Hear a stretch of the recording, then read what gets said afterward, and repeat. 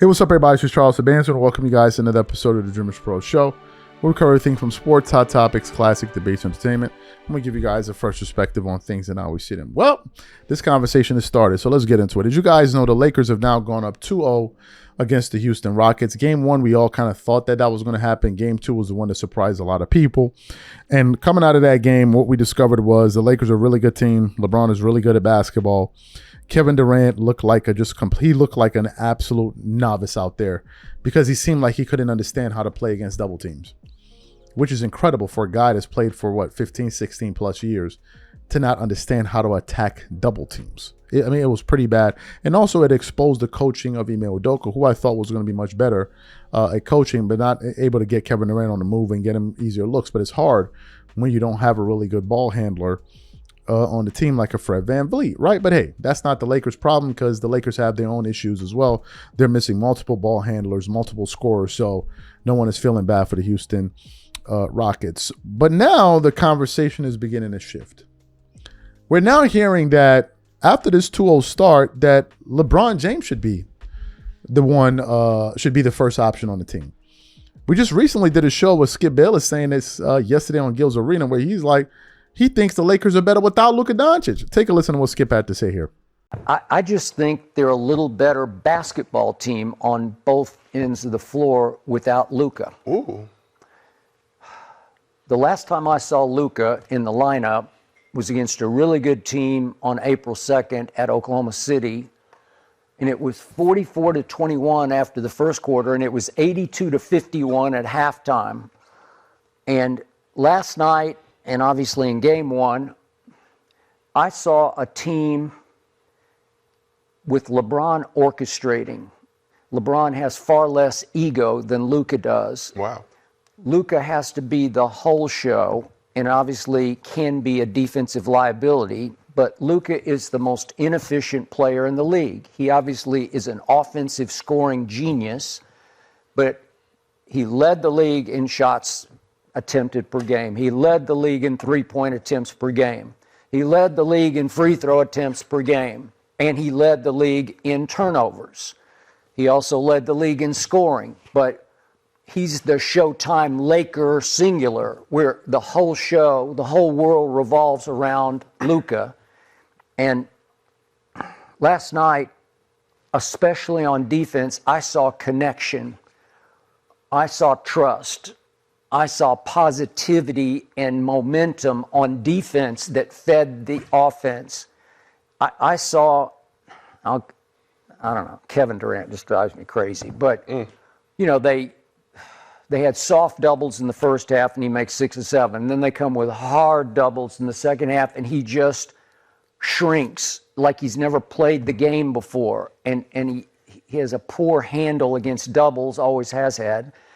And he has 9 turnovers, but it's because Marcus Smart is up into him and Rui is up into him, and they just intimidated him into this passive, drifting, on his heels shadow of himself in the second half, and he goes 1 of 5, has 5 more turnovers, and it's just a disaster. But it was because the Lakers are playing real live team basketball. And I haven't said that in a long time, it seems like, where they're fun to watch. This is much more fun for me. And I'm a nut. Now I'm like an addict. I'm a fanatic. I love the game you guys played at the highest level. I'm in love with it, and I love to see it played correctly. And last night it was played correctly, and against a Rockets team with no point guard. Reed Shepherd tried last night, and Kevin got mad at him when he jacked up a 3 on a semi-break, and then he was just a shell of himself. Reed Shepherd goes 0 for 4 and 0 for 3 from 3, so they don't have that. And it just looked like the Lakers were a lot better. And the shock to me is I look at the point spread for Game 3 at Houston, and Vegas is still not buying the Lakers. And I think they're sleeping on this new Lakers team without Luka, because they're saying Rockets are 10-point favorites at home in Game 3. 10? I'll take some. I'm not a bet man, but if I were, I'd jump all over 10. So yeah, that's a good bet. I'd take that one too, Skip. Okay. So you heard Skip's comments. Just when you thought it couldn't get any worse, Now Rich Paul and Max Kellerman are back at it again. And Rich Paul is basically here taking a victory lap where he's like, essentially, I told you so. I told you LeBron was still that dude. Take a listen to Rich Paul and Max Kellerman talking about this. Number 2, who I think LeBron should be on this Lakers team is LeBron. You want him to run the offense. I just think he should be himself because obviously it works. And I'm not saying take on the brunt. What I'm saying is he's at his best when he's maestro, and he can't do it for a whole game, right? Although he did. But if you're talking about having the ability to allow others to be off the ball just a little bit, I don't want him necessarily dribbling up the floor, trying to exude all that energy. But I'm saying initiating the offense here and there to get guys off the ball and get guys really good shots. He can do that. And so when it's called on him, he can do it. That's actually a profound thing because I have stuff to say about that. But what you're really saying is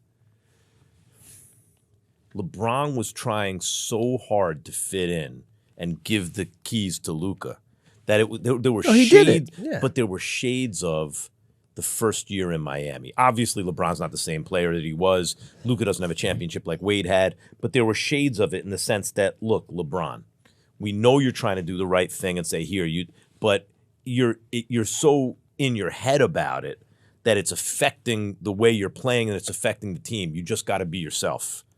Well, sometimes I think that you could lean in on someone's age looking for a reason for you to lessen their capabilities. But if their capabilities is still there, then you have to disregard the age. Now, it all has to be monitored a lot different because the guy is still 41 years old. So, and when you have the help, you have it.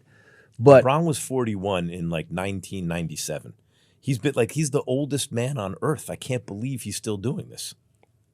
Well, you almost jumped out of your seat tonight when the man did a backwards reverse dunk, which was unnecessary. No, but that's okay. Wait, okay. Can I go off? So you saw what everyone said. What's my take on this? I'm not ready to go that far yet. Right? It could just be that the Rockets are just a buffoon of a ball club. They're just buffoons in terms of basketball players, and they don't know what the hell they're doing. Mind you, the Lakers beat them 2 games in a row coming into this series to close out their regular season series. But obviously, you don't want to put too much on that. That's a regular season versus the playoffs. But now it just looks like a continuation of it all. It looks like a continuation of it all, and it's really making the Rockets look bad, and it's making people that are huge advocates and proponents of LeBron to be like, yeah, you see, we told you. I was amongst the people that said LeBron made the Lakers worse. Now I'm sitting up here looking like a damn idiot. And I was able to own up to my sins yesterday because I put out a show and people roasted me in the comments. They roasted and toasted me, but I showed up for it. So it looks like we must have judged this thing entirely wrong. And now it looks like this entire thing could switch. Now we went from the Lakers getting swept in round 1 to potentially them beating Houston and getting back Luka Doncic or Austin Reeves. Heading into round 2, what the bloody F? What the WTF is going on? I mean, it's just amazing just how fast things can turn. Like, it's unreal that we are here already. But this is the unpredictable nature of the playoffs, man. You just never know. So now game 3, I mean, the pressure on Houston. Can you imagine if they lose game 3 at home? Which I think there's a possibility. And if they get swept, and I think they can get swept. Oh my Lord. LeBron fans are going to be, bro, these people are going to, you see how Spider-Man be swinging through New York City? That's how they're going to be swinging through, man. Just shouting, LeBron to go. LeBron, it's going to be crazy. These are my thoughts. We'll catch you guys on the next one. I'm out. Peace.